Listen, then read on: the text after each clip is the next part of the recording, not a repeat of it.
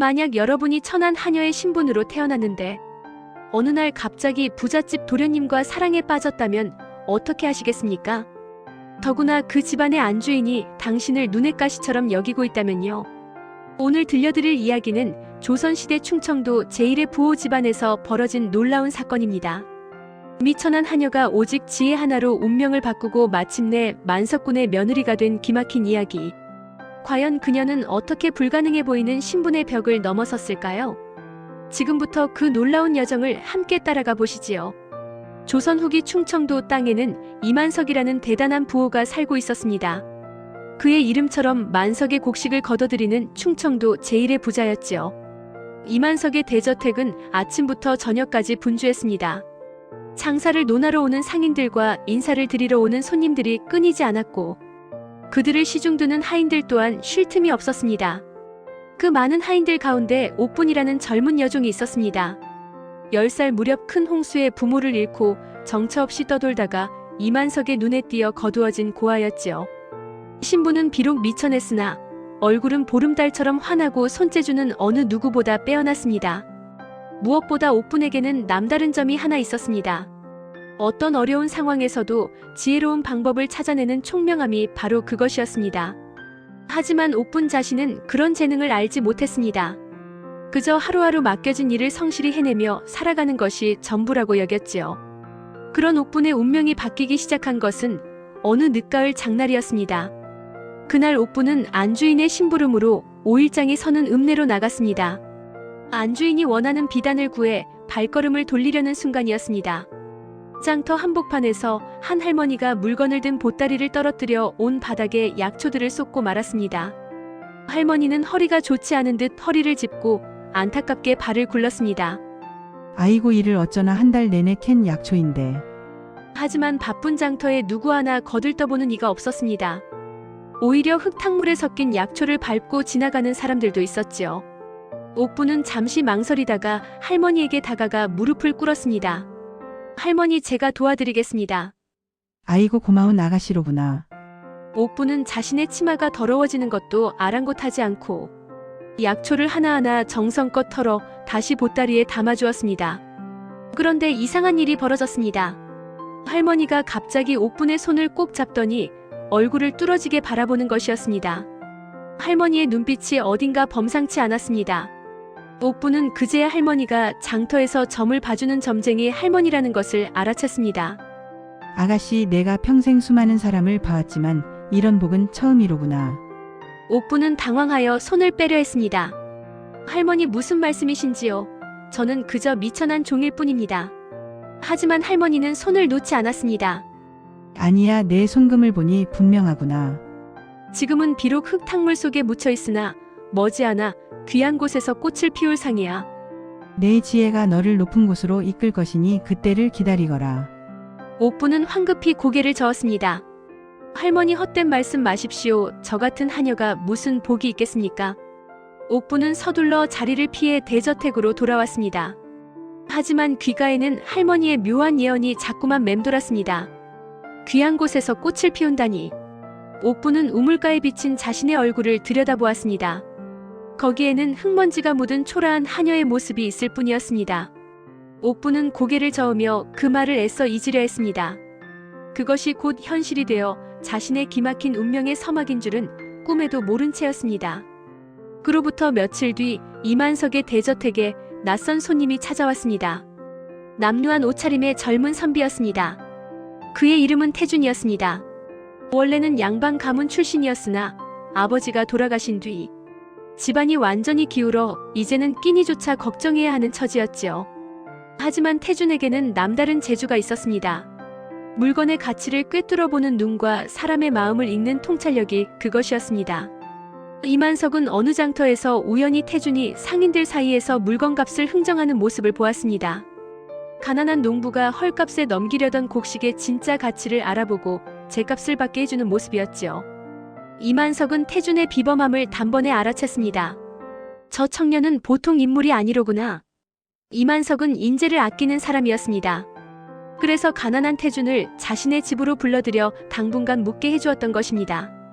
소문으로만 듣던 태준이 바로 자네로군. 과연 눈빛이 살아있어 가난이 총명함을 가리지 못하는 모양이네. 과찬의 말씀이십니다. 그저 어른의 부르심에 송구할 따름입니다. 태주는 낡은 도포를 입고 있었지만 조금도 주눅들지 않고 허리를 꼿꼿이 편 채 예를 올렸습니다. 태준의 마음속에는 이런 생각이 스쳤습니다. 이분이 바로 충청도의 재물을 쥐락펴락하신다는 이만석 어른이시구나. 내 평생의 운명이 오늘 이 자리에서 결정될지도 모른다. 이만석은 태준의 당당한 기계가 마음에 쏙 들었습니다. 그는 곁에 서 있던 하인에게 명했습니다. 귀한 손님이 오셨으니 가장 좋은 차를 내어오라. 안채에 알려 옥분이에게 직접 내오라 이르라. 잠시 후 옥분이 조심스럽게 차를 담은 소반을 들고 방으로 들어섰습니다. 고개를 숙인 채 예를 다해 차를 내려놓는 그녀의 손길은 한치의 흐트러짐도 없었습니다. 차를 내려놓고 고개를 드는 순간 옥분은 방 안에 앉아있는 낯선 청년과 눈이 마주쳤습니다. 남루한 옷차림이었지만 맑고 깊은 눈빛이 인상적이었습니다.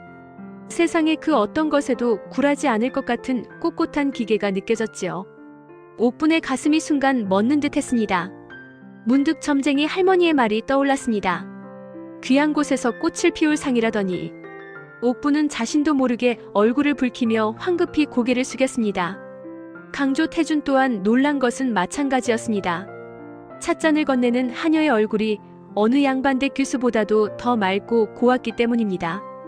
하지만 그를 더 놀라게 한 것은 찰나의 순간 스쳐 지나간 그녀의 눈빛이었습니다.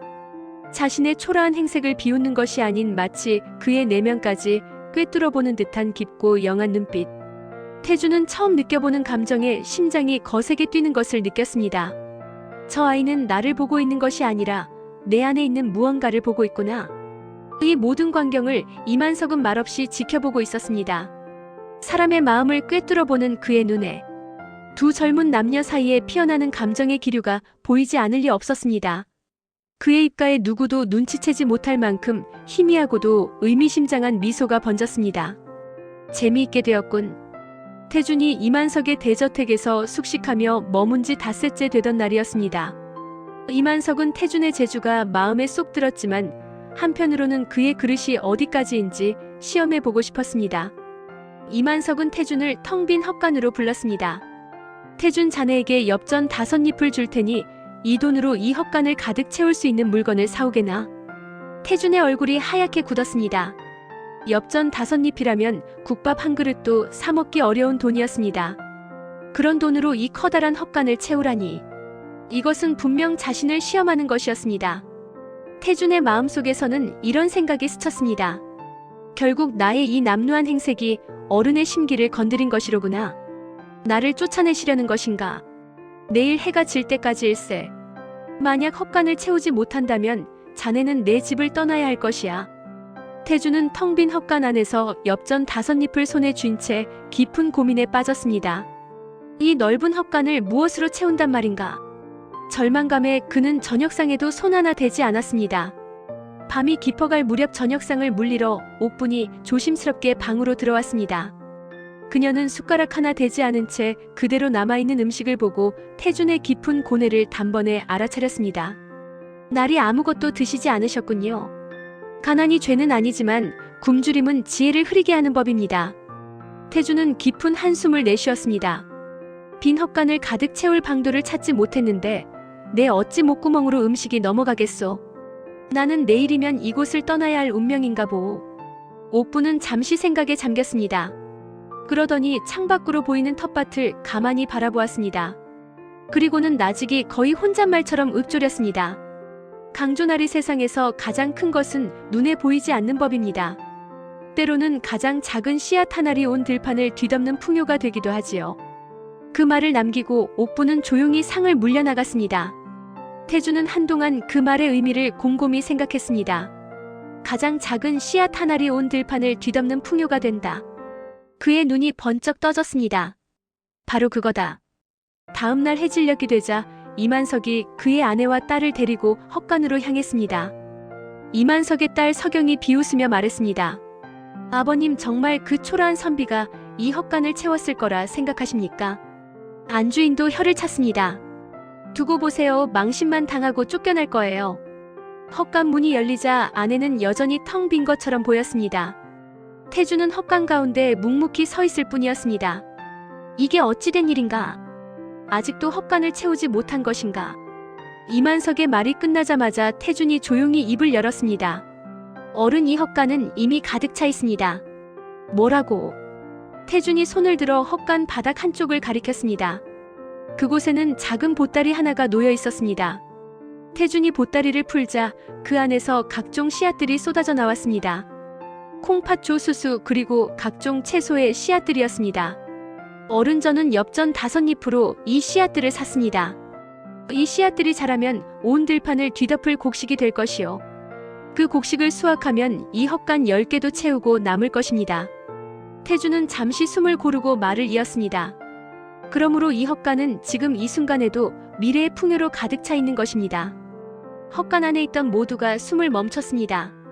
한 줌도 안 되는 씨앗이 거대한 헛간을 미래의 풍요로 가득 채운다는 발상. 그 누구도 상상하지 못했던 답에 안주인과 서경은 입을 다물지 못했습니다. 이만석은 한동안 그 씨앗들을 바라보았습니다. 그의 마음속에서는 감탄의 외침이 터져 나왔습니다. 저것은 단순한 씨앗이 아니다. 가난 속에서도 꺾이지 않는 희망의 씨앗이요, 미래를 내다보는 해안이로다. 과연 내가 사람을 제대로 보았구나. 이만석이 만족스러운 웃음을 터뜨리자 태준이 고개를 깊이 숙였습니다. 그의 마음속에서는 잠시 이 공을 자신이 가로챌까 하는 욕심이 피어올랐습니다. 하지만 그는 이내 어둠 속에서 길을 찾아준 지혜로운 하녀의 얼굴을 떠올렸습니다. 어른, 송구하오나 이 답을 찾은 것은 제가 아닙니다. 뭐라고, 그게 무슨 말인가? 저는 그저 어느 지혜로운 이의 가르침을 받았을 뿐입니다. 태주는 천천히 고개를 들어 문가의 그림자처럼 서 있던 옥분을 가리켰습니다. 저분이 저에게 씨앗의 지혜를 일러주었습니다. 안주인과 서경의 얼굴에는 경악이, 그리고 이만석의 얼굴에는 모든 것을 꿰뚫어 본 듯한 깊고 너그러운 미소가 피어올랐습니다. 안주인이 가장 먼저 침묵을 깼습니다. 그녀의 목소리에는 날카로운 질투가 섞여 있었습니다. 아니, 어른, 일개 하녀의 잔꾀에 이리 감탄하실 일입니까? 운이 좋았던 것이지요. 서경 또한 어머니의 말을 거들었습니다. 아버님, 저 아이가 아까부터 수상하기 짝이 없었습니다. 분명 순진한 태준 나리를 홀려서 꾀를 낸 것일 겁니다. 두 사람의 비아냥에도 이만석은 흔들리지 않았습니다. 그는 옥분을 향해 위험 있는 목소리로 선언했습니다. 여봐라, 모두들 들어라. 저 아이는 하녀의 그릇에 담기에는 너무나도 큰 인물이다. 오늘부터 나는 옥분의 천한 신분을 거두고 내 수양딸로 삼아 양가의 지위를 내릴 것이다. 그 말을 듣는 순간 옥분은 믿을 수 없다는 듯 눈을 크게 떴습니다. 어른, 저 같은 미천한 것을. 너는 이미 그 지혜로서 자신의 진가를 증명했느니라. 태준의 심장은 터질 듯이 뛰었습니다. 수양딸이라 그렇다면 천한 하녀와 몰락한 양반, 이룰 수 없을 것 같던 두 사람의 인연이 드디어 첫걸음을 떼는 순간이었습니다. 하지만 태준의 기쁨도 잠시 안주인이 경악하며 소리쳤습니다. 어른, 아니되옵니다. 어찌 뼈대도 없는 하녀를 우리 가문의 딸로 드린단 말입니까? 이는 조상님을 욕보이는 일입니다. 서경 역시 울먹이며 매달렸습니다. 아버님, 정녕 제가 저런 아이와 자매가 되어야 합니까? 저는 죽어도 싫습니다. 온 집안이 발칵 뒤집혔지만 이만석의 결심은 확고해 보였습니다. 그는 마지막으로 안주인과 서경의 기세를 완전히 꺾어놓을 제안을 했습니다. 부인과 서경이가 저 아이의 지혜를 한낱 잔꾀라 하니 그렇다면 좋소. 내일 저 아이의 진정한 그릇을 증명할 이번 시험보다 더욱 어려운 마지막 시험을 내겠소. 저 아이가 시험을 통과하지 못한다면 내 부인과 서경이의 말을 듣겠소. 허나 저 아이가 그 시험마저 통과한다면 그때는 하늘의 뜻이라 여기고 나의 명을 따라야 할 것이오. 어디 한번 해보라지요. 이번에는 절대 운이 통하지 않을 테니. 두 사람은 마지못해 고개를 끄덕이고는 악에 찬 눈으로 옥분을 한번 쏘아보고 방을 나갔습니다. 여러분이라면 이런 상황에서 어떻게 하셨을 것 같나요? 시청자 여러분, 이 순간의 느낌을 댓글로 여러분의 생각을 알려주세요. 헛간 안에는 이만석과 태준 그리고 옥분만 남았습니다. 이만석이 두 사람에게 나직이 비밀스러운 목소리로 말했습니다. 들었는가? 내일 저녁 우리 집에서 가장 중요한 손님들이 찾아올 것이네. 바로 내가 평생을 두고 거래해온 상인들이지. 그들의 마음을 얻는 자가 내 상단을 물려받을 자격이 있는 것이야. 자네와 옥분이가 힘을 합쳐 그들의 마음을 사로잡아 보게나. 마음을 사로잡는다고요? 태주는 정신이 아찔해지는 것을 느꼈습니다. 첫 번째 시험도 겨우 통과했는데 이번에는 사람의 마음을 얻으라니. 그것도 평생을 장사로 잔뼈가 굵은 노련한 상인들의 마음을. 하지만 그 옆에 선 옥분의 눈은 두려움이 아닌 총명한 빛으로 반짝이고 있었습니다. 이만석은 그 말을 끝으로 더는 어떤 설명도 없이 자리에서 일어났습니다. 헛간을 나온 두 사람은 달빛이 희미하게 비추는 마당에 마주 섰습니다. 먼저 침묵을 깬 것은 태준이었습니다. 마음을 사로잡으라니 어른께서는 대체 무엇을 원하시는 걸까요? 불가능한 일 같으십니까? 불가능하오. 어찌 사람의 마음을 마음대로 움직인단 말이오. 옥분이 결심한 듯 태준을 올려다보았습니다. 나리 사람의 마음을 움직이는 것은 칼이나 돈보다 더 강한 것이 있습니다. 태준이 고개를 갸우뚱했습니다. 그게 무엇이오? 바로 정성이옵니다. 사람의 마음을 여는 것은 화려한 말이나 비싼 선물이 아니라 진심 어린 정성입니다. 그렇다면 어떻게 해야 한단 말이오? 옥분은 고개를 숙이며 말을 이었습니다. 나리께서는 손님분들의 이야기를 들어보신 적이 있으십니까? 이야기라니. 사람은 누구나 자신의 이야기를 들어주길 원합니다. 하지만 정작 귀 기울여 들어주는 이는 드물지요. 제게 생각이 하나 있습니다. 태주는 잠시 옥분을 바라보았습니다. 이 지혜로운 여인의 운명이 자신의 어깨에 걸려 있었습니다. 좋소, 나는 그대를 믿겠소. 어떻게 하면 되겠소? 옥분의 눈이 총명하게 빛났습니다. 다음 날 아침 옥분과 태주는 분주하게 움직이기 시작했습니다. 먼저 옥분은 대저택의 오래된 하인들을 찾아다녔습니다. 어르신, 혹시 오늘 오시는 손님분들에 대해 아시는 것이 있으신지요? 오래된 하인들은 수십 년간 이 집을 드나든 상인들의 이야기를 모두 알고 있었습니다. 옥분은 그들에게서 귀한 정보를 하나하나 모았습니다. 박상인은 어린 시절 고향을 떠나와 맨손으로 일가를 이룬 분이라네. 지금도 고향의 메밀국수를 그리워하신다더군. 최상인은 어머니를 일찍 여의셨는데 어머니가 해주시던 된장찌개를 평생 잊지 못한다 하시더라. 송상인은 젊은 시절 장사에 실패해 빈털터리가 되셨을 때 길가에서 먹은 따뜻한 국밥 한 그릇이 다시 일어설 힘을 주었다 하시더군. 옥분은 그 이야기들을 하나도 빠짐없이 마음에 새겼습니다. 한편 태주는 장터로 나가 손님들에 대한 또 다른 정보를 수집했습니다. 박상인이 요즘 무릎이 좋지 않으시다던데. 최상인은 올해 아들을 장가 보내셨다지. 송상인은 최근 큰 장사를 성공시켜 기분이 좋으시다더군. 정보가 모이자 옥분과 태주는 머리를 맞대고 계획을 세웠습니다. 나리, 제가 음식을 준비하겠습니다. 나리께서는 제가 알려드린 이야기들로 손님분들과 대화를 나눠주십시오. 알겠소. 그런데 음식을 어떻게 준비하려고 하오? 옥분의 입가에 미소가 번졌습니다. 그날 오후 옥분은 부엌에서 홀로 분주히 움직였습니다. 박상인을 위해서는 고향의 메밀국수를 정성껏 빚었습니다. 최상인을 위해서는 어머니의 손맛을 닮은 구수한 된장찌개를 끓였습니다. 송상인을 위해서는 뜨끈한 국밥을 정갈하게 차렸습니다. 하나하나 손님들의 추억이 담긴 음식이었습니다. 안주인과 서경이 이 광경을 몰래 지켜보고 있었습니다. 저 천한 것이 무슨 꿍꿍이가 있는 거지? 모르겠어요, 어머니. 저런다고 노련한 상인들의 마음을 얻을 수 있을 리 없잖아요. 두 사람은 비웃음을 머금고 자리를 떴습니다.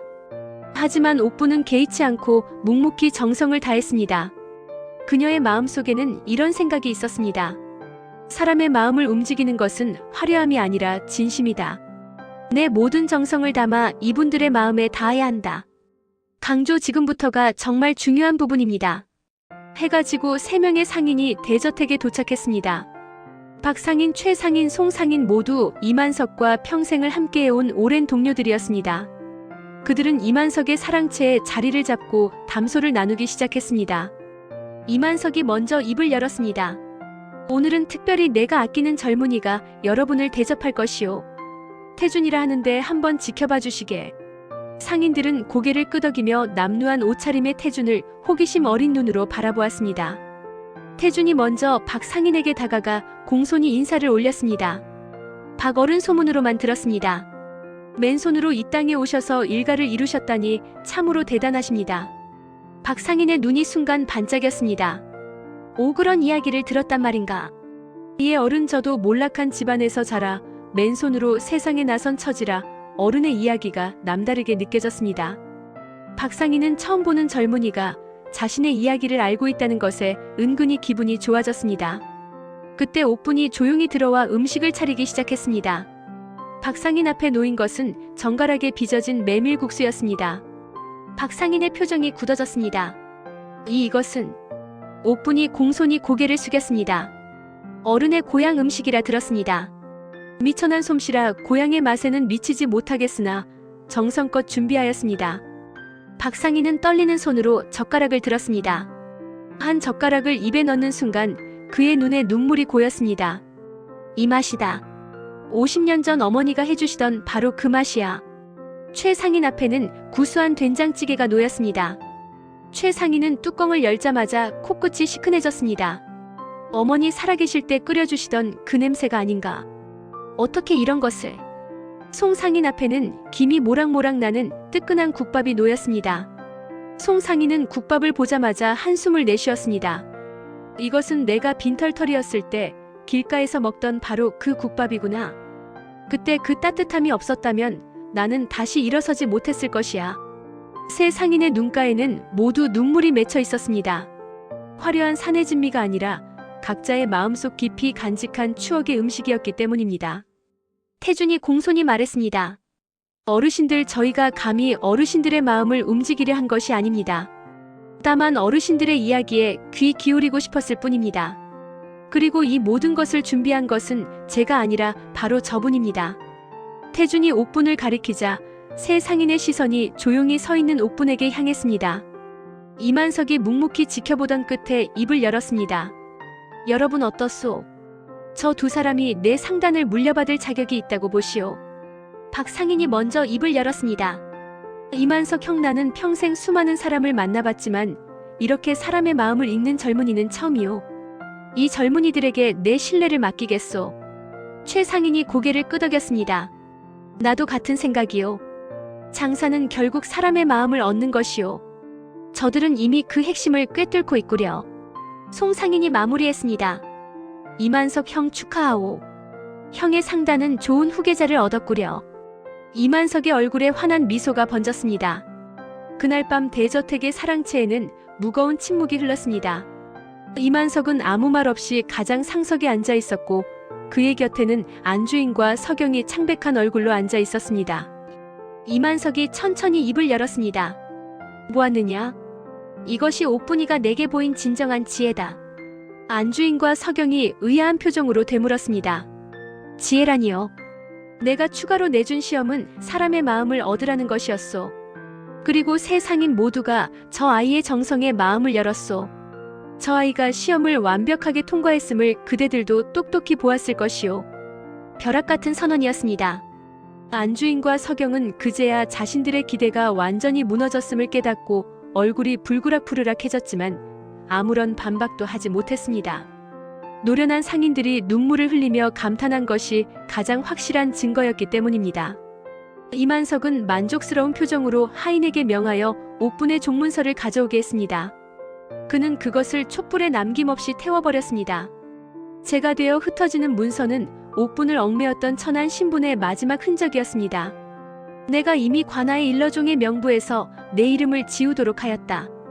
너는 이제 더 이상 종이 아니다. 이만석은 거기서 멈추지 않았습니다. 그는 옥분을 자신의 옆으로 불러 세우고 모두에게 선언했습니다. 오늘부터 이 아이는 이 집 하녀였던 옥분이가 아니라 나의 딸 이옥분이다. 내 호적에 직접 입적시켜 나의 수양딸로 삼을 것이니 그리알라. 방 안에 있던 모두가 경악했지만 이제 누구도 감히 반대하지 못했습니다. 옥분이 떨리는 목소리로 말했습니다. 어른저 같은 미천한 것을 어찌. 옥분아, 너는 이미 그 지혜와 정성으로 진정한 양가의 품격을 보였느니라. 이만석은 이 모든 것을 벅찬 마음으로 지켜보던 태준에게로 시선을 돌렸습니다. 그의 얼굴에는 깊은 의미가 담긴 미소가 걸려 있었습니다. 태준, 이제 내게는 이리도 지혜롭고 귀한 딸이 생겼는데 자네 같은 인재에게 시집 보낼 수만 있다면 더할 나위가 없겠지. 내 딸 옥분을 자네의 아내로 맞이해주겠는가. 태주는 꿈을 꾸는 듯한 표정으로 잠시 옥분을 바라보았습니다. 옥분 역시 수줍음과 기쁨이 뒤섞인 얼굴로 그를 바라보고 있었습니다. 태주는 지체 없이 이만석 앞에 무릎을 꿇고 대답했습니다. 어른 그 크나큰 은혜 평생을 바쳐 갚겠습니다. 그렇게 두 사람의 혼례가 치러졌습니다. 천한 신분의 하녀와 몰락한 양반의 만남으로 시작해서 대상인의 수양딸과 그가 인정한 인재가 결합하는 아름다운 결실이었습니다. 혼례를 올린 두 사람 앞에는 새로운 세상이 펼쳐졌습니다. 이만석은 태준에게 자신의 상단 일부를 맡기기 시작했습니다. 처음에는 작은 거래부터 시작하여 차근차근 큰 일을 맡겼지요. 태준은 타고난 재능과 옥분의 지혜로운 내조를 날개 삼아 눈부신 성과를 올렸습니다. 그의 정직한 거래는 상인들 사이에서 신뢰를 얻었고 그의 사람을 읽는 눈은 좋은 인재를 모아들였습니다. 무엇보다 그는 언제나 옥분과 함께 결정을 내렸습니다. 옥분은 사람들의 마음을 읽는 데 탁월했고 태준은 그것을 실행에 옮기는 데 뛰어났습니다. 두 사람은 완벽한 짝이었습니다. 세월이 흘러 이만석이 세상을 떠나자 태준은 마침내 상단 전체를 물려받았습니다. 그는 충청도를 넘어 전국의 이름을 떨치는 대상인이 되었습니다. 그의 상단은 정직과 신뢰를 바탕으로 번창하여 조선 팔도에 그 이름이 알려졌지요. 그리고 그의 곁에는 언제나처럼 아내 옥분이 있었습니다. 옥분은 상단의 안주인으로서 사람들의 존경을 한몸에 받았습니다.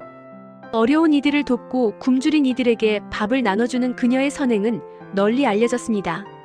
사람들은 그녀를 만석군 마님이라 불렀습니다.